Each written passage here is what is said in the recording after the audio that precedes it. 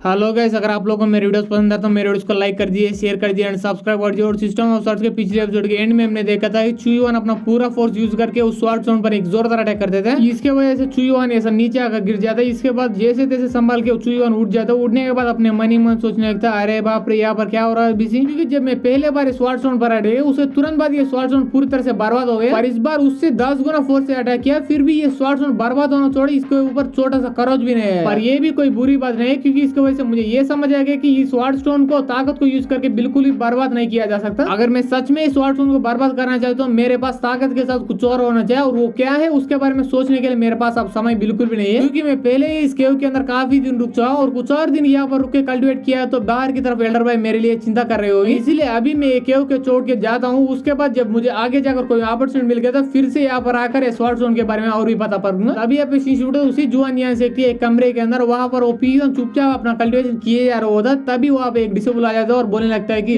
पीवन आपके लिए good news और बैड न्यूज। और पहले मैं एक बैड न्यूज ही बता देता हूँ। बैड न्यूज है कि चुईवान उस केव के अंदर जाने के बाद वो इनविंसिबल विल पावर को पूरी तरह से मास्टर कर पाए। और गुड न्यूज है कि स्वार्ड पैलेस की तरफ से यहाँ पर कोई बंदा आया, आने के बाद उसने ये अनाउंस किया कि जो भी बंदा वो चुईवान को हरा देगा उसे वो स्वार्ड पैलेस के अंदर जाने का मौका दिया जाएगा। क्योंकि उसने ये वादा दिया कि जो भी बंदा चुईवान को हरा दे उसे वो स्वार्ड पैलेस टोकन मिलेगा। ये सुने तुरंत बाद ये हिल जाता है। इसके वजह से वो बोलने लगता है कि जाओ जाके वो सारे लोगों को बताओ कि चुईवान को कोई भी नहीं छुएगा, क्योंकि वो चुईवान को सिर्फ और सिर्फ मैं ही चैलेंज करूंगा, इसके बाद उसे हरा भी दूंगा। ये सुने वो तो डिसेबल वहां से चले जाते हैं। इसके बाद पीवन अपने मन ही मन सोचने लगता है कि चुईवान तुम जैसे वो पियोनियर केव के अंदर बाहर आ जाए उसके तुरंत बाद मैं तुझे चैलेंज करके हरा दूंगा। इसके बाद वो स्वार्ड पैलेस टोकन लेके मैं स्वार्ड पैलेस के अंदर जाऊंगा कल्टिवेट करने के लिए।